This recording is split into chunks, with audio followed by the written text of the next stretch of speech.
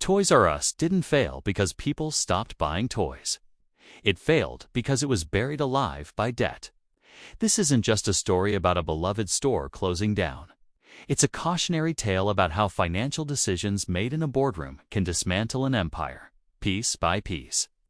Today, we're going to uncover the real reason Toys R Us disappeared, and it's a lot more complicated than just Amazon killed it. For decades, Toys R Us was more than just a store. It was a kingdom for kids. Walking into one was like stepping into a different world. Remember those gigantic stores? The seemingly endless aisles stacked high with every toy you could possibly imagine. From Barbie dolls to Lego sets, from video games to bicycles, it was all there. The sheer scale was overwhelming in the best way possible. They had exclusive deals with toy manufacturers, meaning certain toys could only be found on their shelves. This wasn't just a place to shop. It was a destination. Birthdays, holidays, or just a reward for good grades. It all led back to Toys R Us. The brand was woven into the fabric of childhood for millions. It was a tradition, a rite of passage. If you were a kid or a parent buying for one, there was no other place that captured that sense of wonder and excitement. They didn't just sell toys, they owned the entire experience. They were, for all intents and purposes, completely unstoppable. Then, in 2005, everything changed. This is the turning point that most people don't know about. Toys R Us was taken private in a massive leveraged buyout. 3 private equity firms, KKR, Bain Capital, and Vornado Realty Trust joined forces to acquire the company for $6.6 billion. Now, a leveraged buyout means the buyers use a significant amount of borrowed money to make the purchase. And here's the critical part. That debt doesn't stay with the buyers. It gets loaded directly onto the company they just bought. So, overnight, Toys R Us, the beloved toy giant, was suddenly saddled with billions of dollars in new debt. From the outside, nothing seemed to have changed. The store still had the same colorful signs. Geoffrey the giraffe was still smiling, and the aisles were still full of toys. But behind the scenes, the company's entire mission had been altered.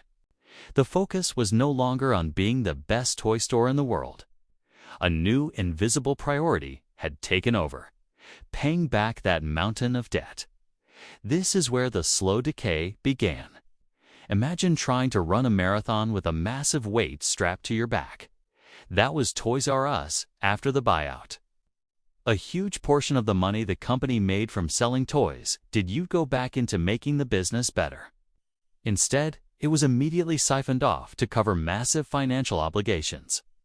We're talking hundreds of millions of dollars every single year just to service the debt paying the principal and the enormous interest payments. This left very little money for the things that a healthy retail business needs to survive and thrive. Forget about major store upgrades. The store started to look dated, worn out, and less magical. The carpets got older, the shelves looked tired, and the overall experience began to fade. Investing in e-commerce. That was a low priority. As the world was moving online, Toys R Us was stuck in the physical realm, unable to fund a modern, competitive website and improving the customer experience. There just wasn't room in the budget. The business was effectively frozen in time, all because its profits were being consumed by the financial decisions made years earlier. While Toys R Us was caught in this financial straitjacket, a storm was brewing on the horizon, and its name was Amazon. Amazon wasn't just another competitor. It was a revolution in how people shopped, and it was moving at lightning speed. While Toys R Us was busy figuring out how to make its next interest payment, Amazon was scaling aggressively, building a logistics network that was second to none. The convenience of clicking a button and having a toy appear on your doorstep a day or two later was a game changer for busy parents. Why drive to a store, find parking, and navigate crowded aisles when you could do it all from your couch? Here's where the story takes an even more tragic turn. In a desperate and misguided attempt to get into the online game without spending the money it didn't have, Toys R Us made a deal with the devil. In 2000, it signed a 10-year partnership to have Amazon run its e-commerce operations. Toys R Us would handle the buying and inventory, and Amazon would handle the website, fulfillment, and customer service. For a brief moment, it seemed like a smart move, but it was a fatal error. Toys R Us effectively taught Amazon the toy business. Amazon got all the sales data, learned what toys were popular, and understood the seasonal demand cycles. Even worse, the agreement allowed Amazon to let other toy sellers list products on the Toys R Us branded page. Customers were confused, and Toys R Us lost control of its own online brand. When the partnership eventually fell apart in a messy lawsuit, it was too late. Amazon was now a toy-selling juggernaut, and Toys R Us had been left in the digital dust.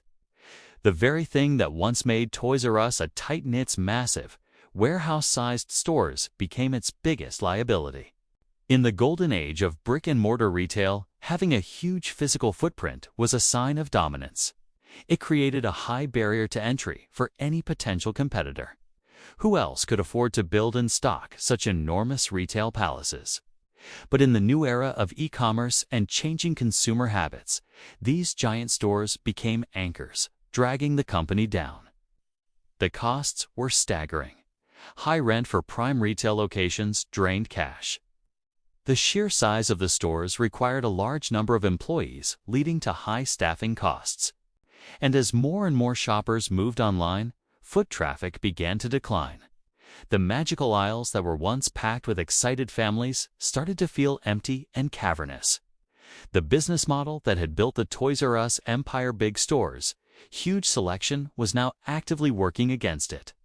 It was a model designed for a world that was quickly disappearing.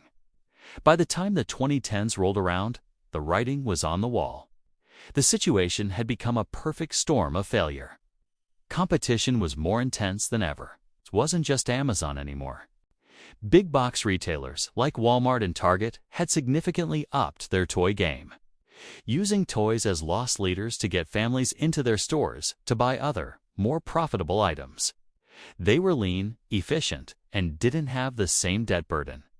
Meanwhile, that crushing debt from the 2005 buyout remained, a constant drain on the company's resources. There was no money for innovation, no ability to pivot or invest in the future. The company was stuck, unable to adapt to the changing retail landscape. The end came slowly, then all at once. In 2017, Toys R Us filed for bankruptcy, hoping to restructure and find a path forward. But it was too little, too late. The debt was too massive, and the business was too far behind. By 2018, the decision was made to liquidate. The closures began. Stores that had been pillars of communities for decades shut their doors for the last time. Thousands of longtime employees lost their jobs. An icon of American retail, a brand that defined childhood for generations, just disappeared. It didn't go out with a bang, but with a quiet, heartbreaking whimper. So, what's the real lesson here? It's easy to say, Amazon killed Toys R Us. It's a simple narrative, and it's partially true. But it's not the whole story. Toys R Us didn't fail just because it lost relevance with customers. In fact, people never stopped wanting to buy toys from them. It failed because it lost its freedom. The crippling debt from the leveraged buyout stripped the company of its ability to adapt, to innovate, and to compete. It couldn't invest in e-commerce. It couldn't refresh its stores, and it couldn't fight back against nimbler rivals. It was a giant, shackled, and unable to move. The final, powerful insight is this. The story of Toys R Us shows us that companies don't always die from external attacks by competitors. Sometimes, the most fatal wounds are self-inflicted. Sometimes, they are financially dismantled from the inside out. It's hollowed out by decisions that prioritize short-term financial engineering over long-term health and innovation. The magic didn't just fade away. It was sold off, piece by piece, to pay a debt that should never have been its burden to carry in the first place. Thanks for watching.